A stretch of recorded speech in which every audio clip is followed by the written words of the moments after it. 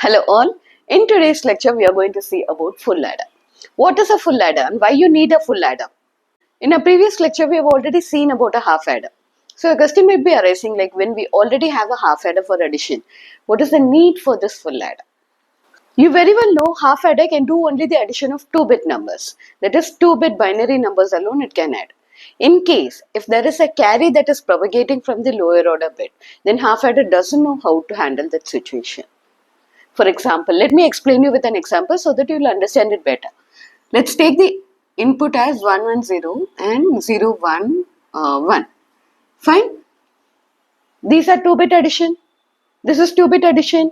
Now, do the addition here. 0 plus 1 is what? It is 1. 1 plus 1, it is 10. So, till here, it is 2-bit. This is 1 bit, this is 1 bit. This is a 2-bit addition. This is a 2-bit addition. A half adder can do this. Now, when it comes to the third bit, here you have got 3 bits here. You have got a carry that has been propagated from the lower order bit and then you have got 2 input bits. Altogether, it is a 3-bit addition which half adder doesn't know how to handle. Half adder doesn't know how to handle the carry that has been propagated from the lower order bit. Half adder knows how to do the addition of only 2 bits. It doesn't know how to do the addition of 3 bits. In this case, what a half adder does, it will give you some garbage values, which is not correct. So to avoid this disadvantage of half adder, we move to full adder. What is a full adder? Full adder is again a normal arithmetic adder, which can do the addition of 3 or more input binary bits. For any adder, output is going to be the same. You will have one sum output, you will have one carry output. That is not going to change. But the input matters. That the input is the one that is differentiating between a full adder and a half adder. In half adder, it can handle only 2-bit addition. That is the input bits, it can have only 2 input bits. Whereas in a full adder, it can have 3 input bits. 3 or more input bits is also possible. Clear? What is the difference between a full adder and a half adder? Fine. What is a full adder? Full adder is a normal arithmetic adder that can do the addition of 3 or more input bits. And how many output bits it will have? It will have 2 outputs. One is sum, the other is carry. Understood? Now can we draw the block diagram of a full adder? How many input bits it will have? It will have 3 input bits.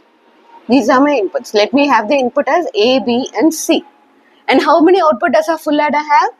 It has got 2 outputs. One is sum and the other output is carry. Clear? Now we know the inputs and we know the outputs. So can we take it to the truth table?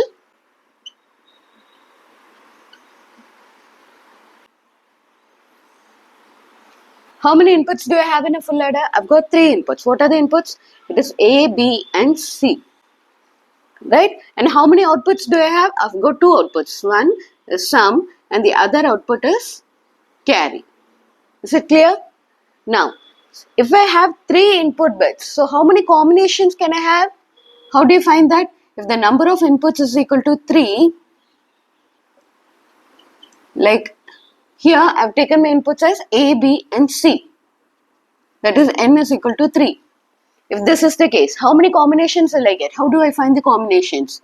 Combinations, you will find it based on the formula 2 power n, which is 2 power 3, which is equal to 8. So how many combinations are possible? You will get from combinations from 0 to 7. Clear? Can we have the combinations in binary here? It is 0, 0, 0, 0, 0, 1, 0, 1, 0, 0, 1, 1, 1, 0, 0, 1, 0, 1, 1. Is it clear? Give the decimal again. I've given the decimal as well. Fine. Now I've got my inputs. Now we have to find the output. How do you find the output? Let's take sum first. For the sum output, how do I find the sum output? Sum, as the name implies, it is the addition of all your input bits. Where I have got my input as A plus B plus C. This will give you my sum. And if there is any carry, let's do carry also parallelly. Fine. What is the input for first input? It is 0 plus 0 plus 0. 0 plus 0 plus 0. What is the sum output? 0 plus 0, it is 0. And then you have to do the addition of these two bits first, and whatever answer you are getting, with that you have to do the addition of that third bit. Clear? Now, what is the output of this? 0 plus 0? It is 0. And again, 0 plus 0, it is 0. So, sum is 0. Carry do I have? No, I don't have any carry. So, my carry is again 0. Now, what is the next input? It is 0 plus 0 plus 1. 0 plus 0 plus 1. What is the output? 0 plus 0, it is 0. So, 0 plus 1, again it is 1. So, I don't have any carry, so I'll put my carry as 0. So, it is 1 and 0. 0 plus 1 plus 0. The next input. 0 plus 1 is what? This is 1. 1 plus 0 again, it is 1. So, 1 and 0. I don't have any carry, so I have put 0. Now, the next input. 0 plus 1 plus 1. How do you do the addition? I'll take A as 0, B is 1 and C is 1. So, B is 1. I'll do the addition of these two numbers. 0 plus 1 is 1. With the sum output, whatever I have got, I have to do the addition of the next variable, that is C. So, whatever output I have got, I'll do the sum of the variable C with it. Clear? Now, 1 plus 1 is what? 10. So, this is my carry and this is my sum. Is it clear? Now, what is the sum for this? 0 plus 1 plus 1? It is 0 and my carry is 1. So, I'll write it here. Understood? Now, what is the next input? 1 plus 0 plus 0. 1 plus 0, it is 1. 1 plus 0 again, it is 1. So, my carry, I don't have any carry. So, it is 1 and 0. 1 plus 1 plus 1 plus 0 plus 1. 1 plus 0 plus 1. 1 plus 0, it is 1. 1 plus 1, it is 10. So, it is A, 1, B is 0. So, what is the output? It is 1. With this, I have to do the addition of C. C is what? 1. So, 1 plus 1 is what? 10. So, this is my carry and this is my sum. Clear? What is my sum? Sum is 0 and my carry is 1. I am going to give it here. Is it clear? Now, 1 plus 1 plus 0. 1 plus 1 plus 0. Give the addition. A is 1. B is 1. What is the output? 1 plus 1 is 10. So, this is my carry here. With the output, I have to add C. I have to add C. C is 0. 0 plus 0, it is 0. This carry, I am going to take it as such. Clear? This is my sum and this is my carry. So, sum is 0, carry is 1. Understood? What is the next input? It is 1 plus 1 plus 1. So, 1 plus 1 plus 1. Let me do it here. A is 1, B is 1. 1 plus 1 is what? 10. Now, with the output, I have to do the addition of C. So, C is what? 1. So, 1 plus 0, it is 1. And the carry, I am going to take it as such. So, this is my sum output and this is my carry output. Both are 1. So, give the output. Sum is 1, carry is 1. Understood how to write the truth table? Is it clear? Now, we have got two outputs. You have got one sum output and you have got one carry output. What is the next step in the design procedure of combinational logic circuit? You have to draw the K-map and then take out the Boolean expression for the outputs. How many outputs you have? You have got two outputs. So, how many K-maps you will be having? You need two K-maps. Fine. Which variable K-map you will be using? How many inputs you have? You have got 3 inputs. So, which variable K-map? It is 3 variable K-map. This is for your sum output and you need one more K-map for the carry output.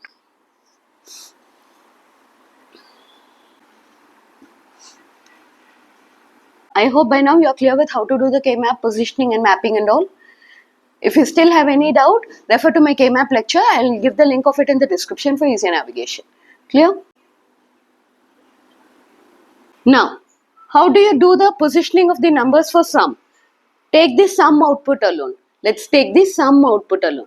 Fine. Wherever you have got 1 in your output, check for the equivalent decimal numbers here. Here, where all you have got 1, you have got 1 against 1. So, whatever decimal number you are finding here, where your output is 1, in that particular decimal number, you have to put 1. By default, it is all only SOP. Clear? Now let's check it out. For sum, here you have got a 1. Against 1 you have 1. So put 1 here. These decimal numbers are these decimal numbers. Clear? Now, where do you have 1? You have got a 1 here. And this corresponds to the number 2. So against 2, put a 1. Is it clear? Where do you have another 1? We are checking only for the sum output right now. Clear? You have got a 1 here. So this corresponds to the number 4. So against 4, put a 1. Clear? Where do you have 1 then? Here you have, on your last digit you have got a 1 output. So that is on the number 7. So on number 7, you put a 1. Is it clear how to do the positioning of the numbers? Now do the mapping. Can we do any grouping here? No. We have to do only single digit grouping. Fine. Now give me the expression for sum. I am writing the sum output here. Give me the expression here. It is, this is A bar, this is A. In SOP, you very well know 0 is represented with a complement and 1 is represented with an actual variable. Whatever the variable it is. Here all the elements in the vertical corresponds to the letter A and all the elements on the horizontal refers to the variable B and C. The first digit represents to variable B and all the second digit represents to the variable C. Clear? According to SOP, if it is 0, you have to take the complement. If it is 1, you have to put the actual variable. Is it clear? Here, give me the variables here. It is B bar. Let me do it for the first variable now. Here it is 0. So 0 corresponds to letter B, and since here it is 0, I'll be giving a bar. Here it is 1. All the first letter corresponds to the letter B. Clear? Now do for the second. All the second corresponds to the letter C. Here C, it is 0, so it is C bar. Here 1, it is C, 1, 0, it is C bar. Clear? Now, let's write the Boolean expression for sum. How do you write the Boolean expression? You have to take every single bubble and you have to find out the minterm. Let's take this particular bubble down. Fine. Now, for this particular bubble, for finding the minterm, you have to check horizontally as well as vertically. Here, on the vertical, you have got the letter A. And on the horizontal, you have got B bar, C bar. Clear? Now, check for this bubble. Here, on the horizontal, you have got A bar. And on the vertical, it is B bar, C. Whatever terms are given here, you have to just write it.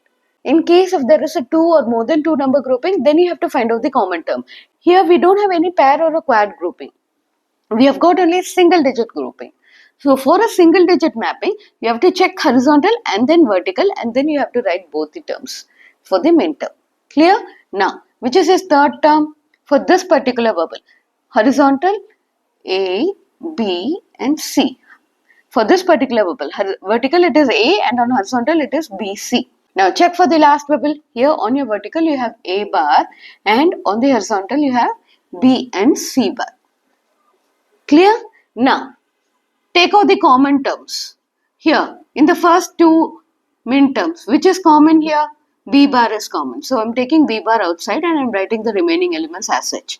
It is A C bar plus A bar C. Now on the remaining two terms, see which is common here? I have got B common. So take out B and write it is B into AC plus A bar C bar. Is it clear? Now, this term in your bracket, which gate is it representing? We already know, XOR gate it is represented as A XOR B, which is nothing but A B bar plus A bar B. Right? And we have another gate called XNOR gate. How is that represented? A B is equal to AB plus A bar B bar. And how can you represent XOR in terms of XNOR? Complement of your XOR will give you your XNOR. That is A XOR B complement will give you A dot B. Now, how is this particular term inside the bracket looking like? Is it not representing my gate? Instead of the variable B, I have got variable C. That is the only difference. Otherwise, their expression is the same. A C bar plus A bar C. Here it is A B bar plus A bar B. Instead of B, I have got C here. That is the only difference. But as such, it is an XOR gate. Right? So, can I represent it in the form of XOR gate? It is A XOR C. Right? In a similar way, Tell me which gate is this term representing. It is representing my XNOR gate. AB plus A bar B bar. Here it is AC plus A bar C bar. Instead of B, I've got C here. So can I represent this term as my XNOR? Yes. It is A XNOR C. Clear? We also know that XNOR gate can be represented in terms of XOR as well. How do you represent XNOR in terms of XOR? When you take a complement of your XOR, you'll be getting your XNOR. So in the place of XNOR, can I replace it as a complement of XOR? Both are going to be one and the same, right? Let's do it so that you'll understand it better. A XNOR gate. I'm not doing anything with the first term. Here on my second term, I'm going to replace this XNOR in terms of XOR. How can I replace XNOR in terms of XOR? Complement of your XOR will give me XNOR. That is like this. This is the complement. This is the same complement of my XOR is same as my XNOR. Clear? Now, how is this entire term looking like? Assume A XOR B as X. Let me write it here. I'm going to assume X as A XNOR C. Clear? Now, rewrite this entire expression. It is B bar X plus B X bar. How is this entire term looking like? Is it not representing my XOR gate? Instead of A, I've got X. The remaining expression is the same as my XOR gate. So, can I replace this with my XOR gate formula? It is B XOR X. Clear? Now, what is X? X is A XOR C. So, replace it. It is B XOR. In the place of X, I am going to replace this term. That is A XOR C. When you rewrite, it is A XOR B XOR C. This is my sum output. This is going to be my sum output. What do you infer from here? My sum output is going to be my XOR combination of all my inputs. Is that clear? Fine. Now, we are not done yet. We have done the expression only for sum. In a similar way, we have to do for carry as well. Clear? Fine. Let's position the numbers inside the carry K map. How do you position? Now, we are going to look into carry. We are going to consider carry now.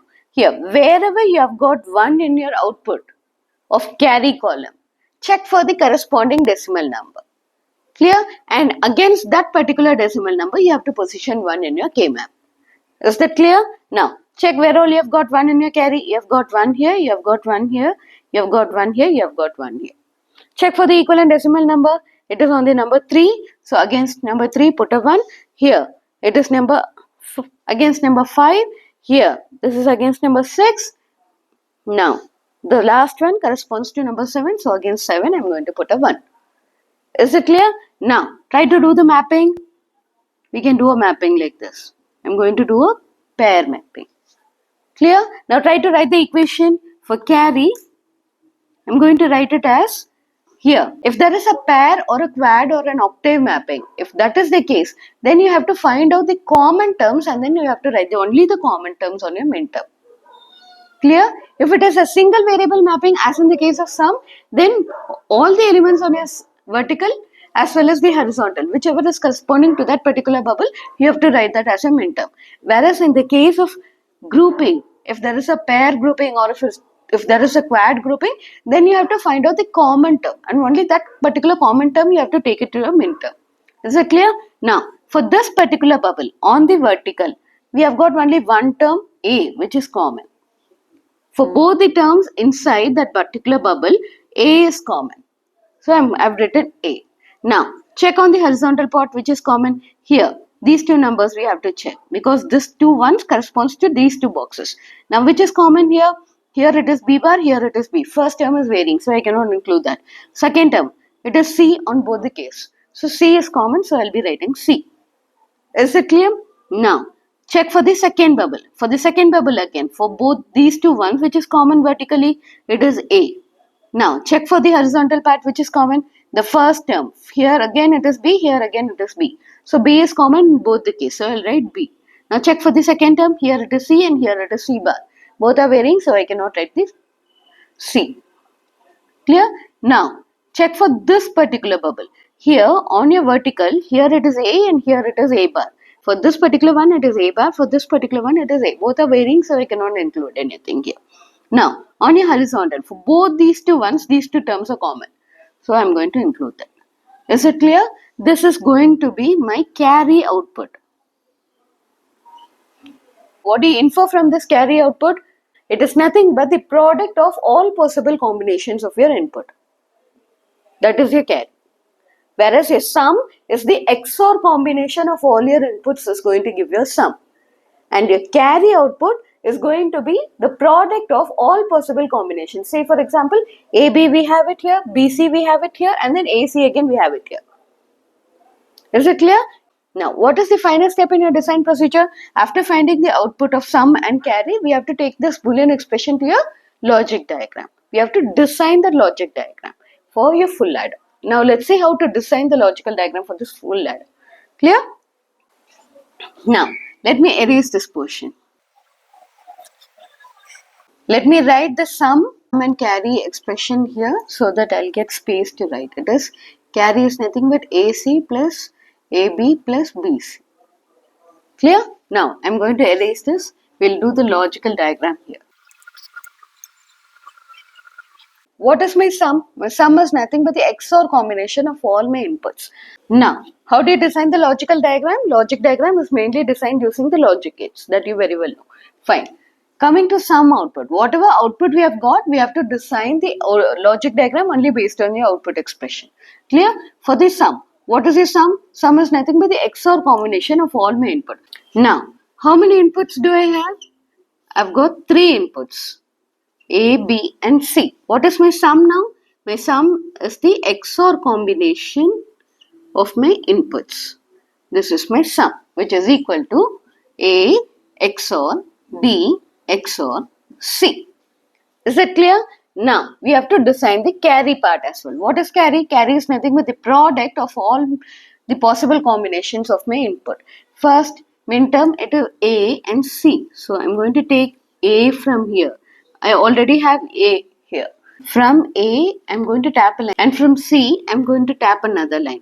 And I'm going to do a product of it. So, for product, which gate you'll be using? You'll be using an AND gate. This is AC. Clear? The first midterm I have drawn here. What is my second midterm? It is A and B. I've got A here. From A, I'm going to take a line. And from B, I'm going to take another line. This again is a product term. So, which gate I'll be using? I'll be using AND gate. What is the output of this? This is AB. Clear? Now, what is my final term? It is B and C. So, B, I'm going to take it here. C output again, I'm going to take it here. And these two again, I'm going to feed it inside my AND gate. And the output of it is B and C. Clear? Clear? Now, all these product terms, what have they done? They have summed it up. So, what we have to do is, all the output of all the 3 gates, what we have to do? We have to take the output of all the 3 gates and we have to send it inside a OR gate. This is my carry output. This is how you'll be designing a combinational logic circuit for a full ladder. Is it clear? Let's sum it up. In today's lecture, we saw what a full ladder is, what is the difference between a full ladder and a half ladder, what is the need for going to a full ladder, and how to design this full ladder using combinational logic circuit. What was the first step in the design procedure?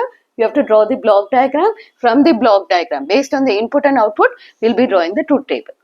After drawing the truth table, based on your input combinations, you will decide on what your output has to be. That is, what will be the value for the sum and what will be the value for your carry as well. Now, after finding the outputs, what do you have to do? Your next step is to find the Boolean expression. How do you find the Boolean expression of your output? You have to take it to your K-map, do the positioning, do the mapping, and then you will find the simplified Boolean expression. Fine? You have got 2 outputs, so both the outputs you will be having a separate K-map and then you will be getting a Boolean expression. Clear? Now, after finding the Boolean expression for both your outputs, that is for your sum output as well as for the carry output, what is the next step? Your next step is to design the circuit using combinational logic circuit. Clear? For both your outputs.